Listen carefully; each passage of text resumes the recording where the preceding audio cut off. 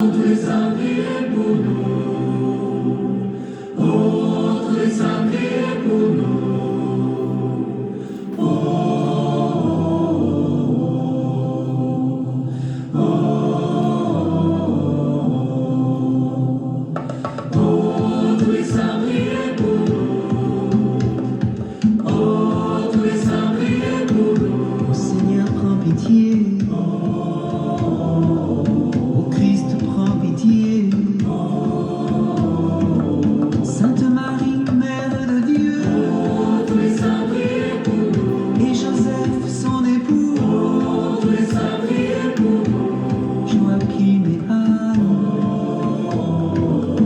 Jean-Baptiste le précurseur, Abraham et Moïse, Oh, tous les saints, priez pour nous. Élie et tous les prophètes, Oh, tous les saints, priez pour nous. et tous nos pères, témoins de Dieu, Pierre, Paul et André, Tous les saints, priez pour nous. Jacques et Jean, Tous les saints, priez pour nous. Thomas et Philippe,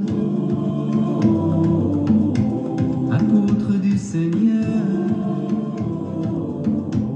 Marc, Luc et Matthieu, Tous les saints, priez pour nous. Loué soit Jésus-Christ, frères et sœurs, vous l'avez bien compris, c'est la fête de tous les saints, le 1er novembre de chaque année.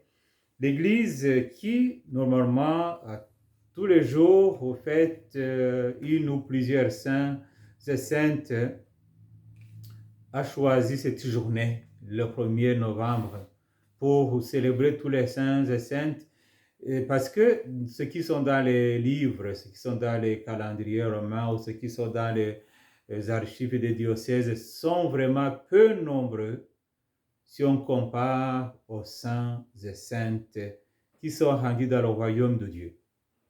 Alors, la fête de tous les saints nous rappelle qu'il n'y a qu'un seul saint, Dieu 3 fois saint, nous dit l'ange ou les anges. Chez le prophète Isaïe chapitre 6, c'est depuis le verset 1er jusqu'au verset 12. Là, on voit la vocation du prophète Isaïe, et puis les anges chantent Dieu 3 fois saint. Alors si le seul saint c'est Dieu, ça veut dire que les saints sont ceux-là qui vivent ou participent à la vie du saint, à la sainteté du seul saint qui est Dieu. Alors ceux-là sont dans les 3 dimensions. Il y en a qui sont déjà rendus au paradis, donc qui vivent dans la vie béatifique en contemplant la beauté et puis vivant de la bonté de l'amour de Dieu. Il y en a qui sont encore dans l'église et qui cheminent à travers la purification, ce qu'on appelle le purgatoire. Et vous vous rappelez que ce mois de novembre, justement, nous est donné pour prier pour toutes les âmes du purgatoire. On a le temps de venir sur ce thème des âmes du purgatoire. La 3e dimension de cette Église sainte, c'est nous autres qui cheminons encore dans ce monde à travers tribulation, à travers joies et peines. Nous cheminons vers cette sainteté. Un peu de mots, on peut dire que la fête de tous les saints, c'est finalement la fête du paradis. C'est la fête du paradis. Mais ce n'est pas toujours facile de le comprendre. Pour comprendre combien la fête de tous les saints, c'est la fête du paradis, il faut être comme Jean, l'apôtre Jean, que nous trouvons aujourd'hui dans l'Apocalypse, au chapitre 7e, versets 2 à 4, et puis on saute 9 à 14, c'est la première lecture.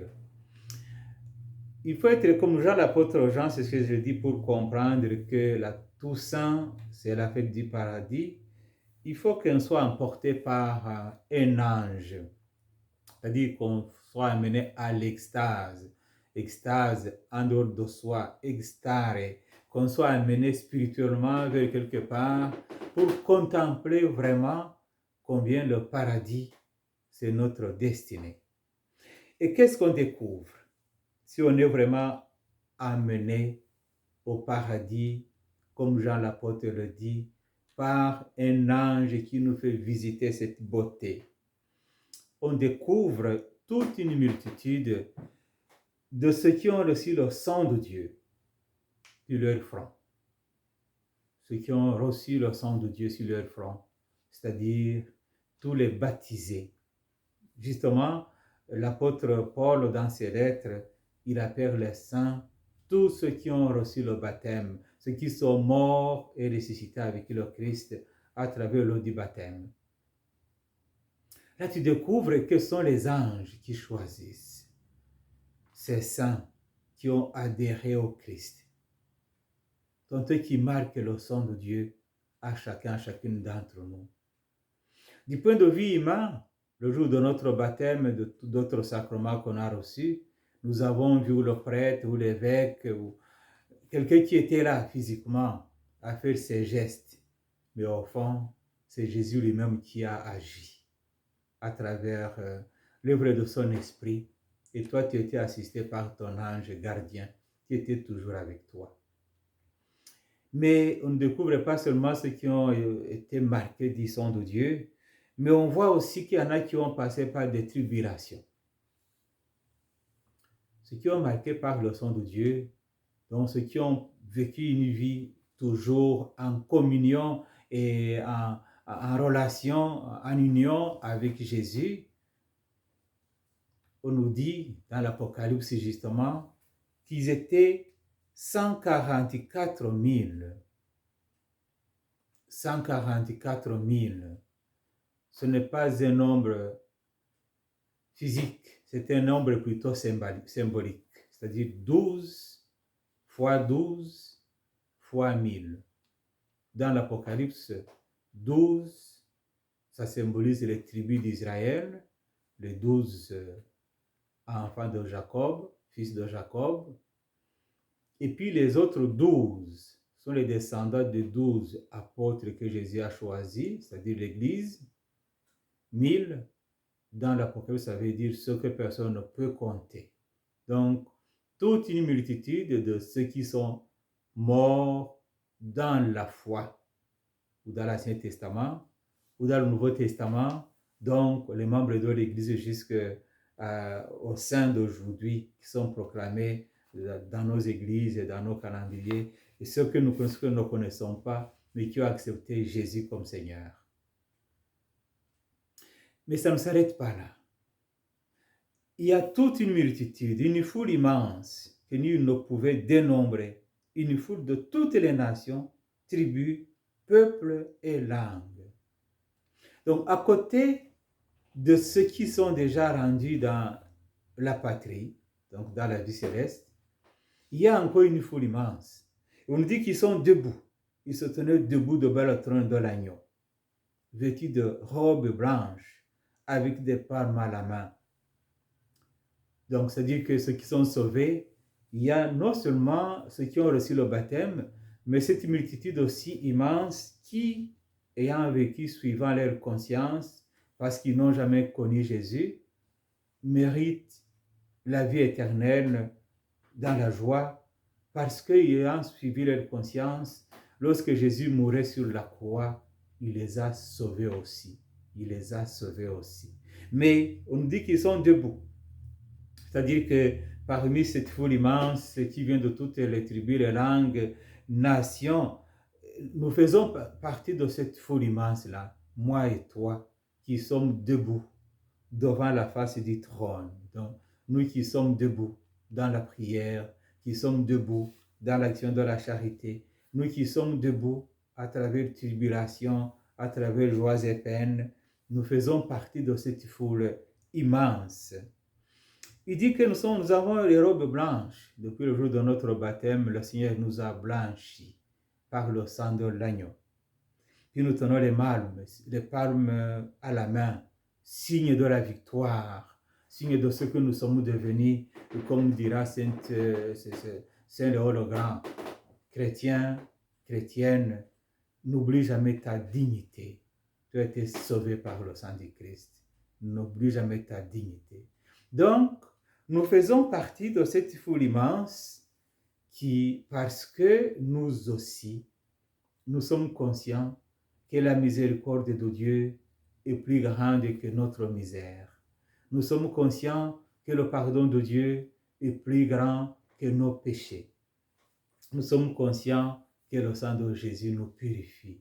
Nous sommes conscients que l'écoute de sa parole, la vie de prière et puis une vie donnée à la charité pour les autres nous fait entrer dans cette foule immense de ceux qui attendent la rédemption.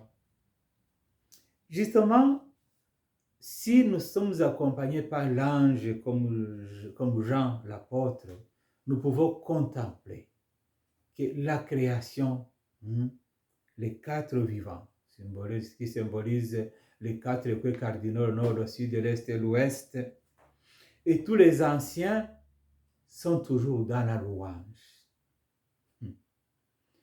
La vie au paradis, c'est une vie de louange. Notre mission dans ce monde, c'est d'apprendre à louer. Lorsque nous commençons à louer, lorsque nous entrons dans la louange, nous nous préparons à la vie éternelle, une vie de louange éternellement. Alors, nous avons la mission de louer Dieu. Ça va être ça, notre vie d'éternité, c'est de chanter l'Alléluia qui n'aura jamais de fin, l'Alléluia éternel. C'est ça, c'est notre mission dans ce monde, apprendre à louer. Apprendre à louer parce que la louange nous fait passer à travers les tribulations et nous sommes toujours blanchis par le sang de l'agneau. La louange te fait comprendre que Dieu est présent même dans des situations difficiles, dans tes maladies, dans tes difficultés, dans tes problèmes. C'est ça. À travers tout cela, on se sanctifie lorsqu'on sait qu'on est avec la grâce de Dieu.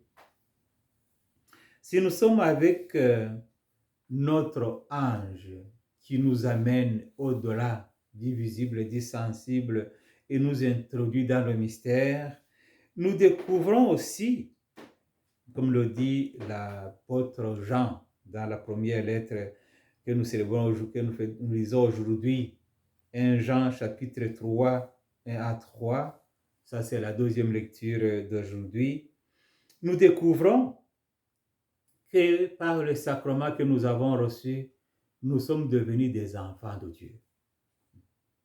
Je disais que c'est le seul qui est saint.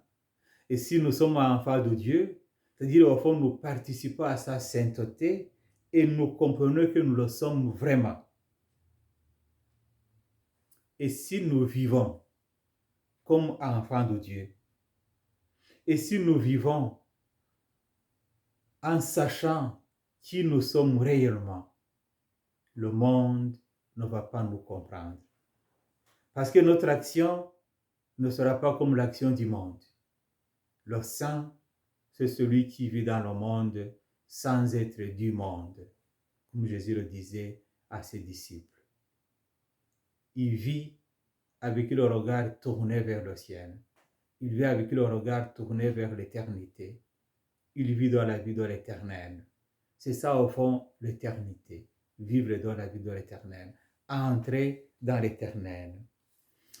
Alors, si nous voulons vraiment rester comme semblables à lui, comme dit justement là, cette première lettre de Saint Jean, il nous dit que si quelqu'un est dans ce monde et qui se rend compte qu'il a une orientation, un objectif, qu'il a à atteindre un but, c'est-à-dire la vie éternelle, il sera comme Jésus, il saurait se purifier. Il saurait se purifier. Mais il saurait se purifier par la grâce de Dieu. Et il est heureux. Il est heureux. L'évangile de béatitude, c'est l'évangile qui est proclamé justement le jour à la fête de tous les saints. L'évangile de béatitude. On est heureux parce qu'on est purifié par le sang du Christ, mais on est heureux parce qu'à travers les événements de ce monde, ça ne nous distrait pas, quoi. Ça nous arrache à notre ambition, à notre objectif, c'est-à-dire tendre vers la sainteté. Alors, on est comme toujours pauvre, parce qu'étant dans ce monde, on n'est pas satisfait par ce monde. Tu peux avoir des choses, tu peux avoir des amis, tu peux avoir tout ce que tu veux, mais ton cœur n'est pas satisfait. parce que c'est le royaume des cieux qui est notre destinée. Mais tu es quand même heureux parce que tu dis non, tu vis de l'espérance.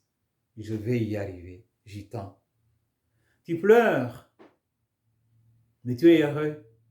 Tu pleures à cause de tes fautes, de tes péchés, de tes limites, de fait que tu n'atteins pas tous les jours les objectifs. Mais le Seigneur te dit, ne t'en fais pas.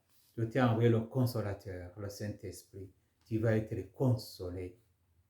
Mais l'important, c'est que tu saches que c'est un don que tu vas recevoir de moi. Alors, quand il est heureux comme cela, il reste doux. Ce ne sont pas les violents, ce ne sont pas les tyrans, ce ne sont pas les dictateurs qui vont hériter la terre. Au contraire, vous savez bien qu'à leur mort, ils sont souvent oubliés. Et si on les invoque parfois, c'est par référence aux saints et aux saintes qui ont vécu à leur moment. Comme aujourd'hui, nous rappelons à chaque Eucharistie que Jésus est mort sous Ponce Pilate. Mais notre relation se dresse à Jésus, mais pas à Ponce Pilate. Donc, les doux hériteront la terre. Il suffit de voir nos villages, nos rues, nos écoles, nos églises sont dédiées aux saints et aux saintes. Pourquoi? Parce qu'ils ont vécu dans la douceur, ils ont vécu dans la simplicité. Ils n'ont pas été violents. Alors, parfois, ils ont été violentés ou tués. Les martyrs, par exemple. Ici, je pense, je vous invite à revoir à cette fête de tous les saints le film, le dialogue des Carmélites. Je vous invite à regarder ce film-là parce que ces religieuses martyrisées au cours de la Révolution, la fameuse Révolution française. On les fait sortir de leur monastère, on dit, vous êtes là en prison. Mais nous, on est heureux ici, on est bien. Puis ils continuent à se retrouver ensemble, ces monianes, ces carmélites.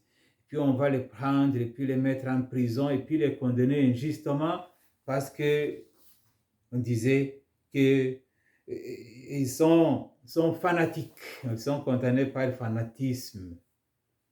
Ils sont condamnés à mort par décapitation, comme ça se faisait à ce moment-là. Mais en mourant, toutes ces carmélites, ils chantent le Veni Creator Spiritus. Et la supérieure, qui est la dernière à être décapitée avant de mourir, dit, l'amour triomphera. Elle est martyrisée, mais elle dit, l'amour triomphera. Et c'est vrai. Le méchant ne triomphe pas. Il est oublié après sa mort. Par contre, le doux, ils vont hériter la terre. Alors, si nous sommes accompagnés par notre ange, il nous fait comprendre que nous sommes heureux. Si nous avons toujours faim et soif de la justice dans son monde, un monde injuste, un monde où les riches continuent à s'enrichir, où les pauvres continuent à s'appauvrir. Tu ne peux pas dormir lorsque tu sais qu'il y a quelqu'un qui est tué injustement, qui est cloué injustement, et qui ne peut pas vivre heureux dans ce monde. Non, si tu dors, c'est-à-dire que quelque chose te manque là. Il faut avoir faim et soif. Il faut prier pour que dans ce monde, la justice, l'égalité arrivent partout. Et une telle personne, quand même, fait miséricorde, même à ceux-là qui font souffrir les autres. Il dit, ce sont des malades. Je veux prier pour eux. Par miséricorde pour Dieu, que le Seigneur les transforme. Il ne condamne pas, mais il fait miséricorde. Faisant miséricorde, ton cœur reste pur. Et la sainteté, c'est avoir justement un cœur pur qui te permet de voir Dieu. Les cœurs impurs ne voient pas. Mais les cœurs purs voient Dieu. Ils voient au-delà des choses, ils voient au-delà des sensibles. Alors, ils s'engagent aussi dans ce monde comme artisans de paix. Ils apportent la paix aux autres parce qu'ils se considèrent comme des fils et des filles de Dieu. On ne peut pas avoir la paix si on n'est pas encore entré dans ce royaume de ceux qui ont été sauvés par le sang du Christ. Persécutés, il n'injurie personne, il transmet pourtant un sourire qui désarme même les persécuteurs. Ils sont persécutés pour la justice, ils sont persécutés pour le bien, ils sont persécutés pour la paix, mais le royaume des cieux est à eux. Il ne faut jamais oublier, et parfois nous avons tendance à l'oublier, que la plupart des saints et des saintes de l'Église, ils ont passé par de terribles tribulations. Ils ont porté leur croix jusqu'au bout. Parfois nous pensons que la vie éternelle, c'est se promener sur une route macadamisée. Non, c'est parfois passer à travers tout cela. Parce que le chrétien, la chrétienne, c'est la personne qui s'est ramée à contre-courant, qui sait être dans le monde sans être du monde, qui sait marcher, n'a pas les sentiers étroits, mais qui avance toujours. Ça devient des persécutions. Parfois, ce sont des persécutions ouvertes, comme là où on tue les chrétiens, ils empêchent de croire, ils sont tués. Mais d'autres fois, ça peut être aussi des persécutions beaucoup plus sournoises, comme ce qui se passe dans certains pays où les chrétiens sont comme tournés en division. Être chrétien devient comme si c'était une perte de temps, c'est être arriéré. Tu es considéré comme quelqu'un qui est en arrière. Mais comme disait Saint Jean-Marie Vianney, il disait que dans ce monde, il faut toujours croire à quelque chose. Puis il ajoutait, qui ne croit pas à Dieu, croit aux cochonneries. Et ça, malheureusement, c'est ça. Dans un monde où on dit, ne faut pas trop croire, la foi, ce n'est pas important, il faut chasser la foi dans nos écoles, il faut chasser Dieu dans les écoles, les gens vont toujours croire à quelque chose, et malheureusement, ça ne sera pas en Dieu. Ça va être dans des cochonneries, justement. Alors, nous, les saints, nous, les chrétiens, les chrétiennes, qui tendent vers la sainteté, il ne faut jamais oublier qu'il faut être témoin du Christ, même à travers des tribulations, à travers des oppositions, à travers des raisonnements trop logiques pour empêcher la foi de faire ses pas. Des raisonnements qui peuvent nous empêcher même, ou qui peuvent empêcher même le Saint-Esprit d'agir en nous. Alors nous sommes heureux si nous traversons à travers tout cela et nous sommes dans la joie. On se réjouit. Alors réjouissez-vous, frères et sœurs, parce que la fête de tous les saints, c'est notre fête aussi. Si nous cheminons vers la sainteté, que la Vierge Marie, la reine de tous les saints, de toutes les saintes, nous accompagne dans ce cheminement et intercéda pour nous, qu'elle accueille aussi toutes les âmes que nous offrons tous au mois de novembre, les âmes du purgatoire, et qu'elle soit notre reine, notre mère dans ce cheminement terrestre. Et que le Seigneur Tout-Puissant vous bénisse, le Père, le Fils et le Saint-Esprit. Amen. Continuons à écouter ce chant qui nous rappelle que tous les saints, nous-mêmes y compris, intercèdent pour nous et nous nous intercédons pour les nôtres.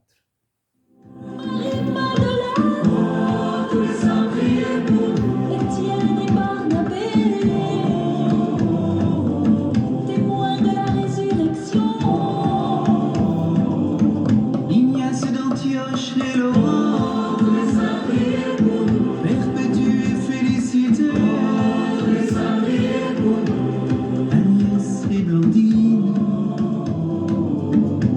martyrs de tous les temps.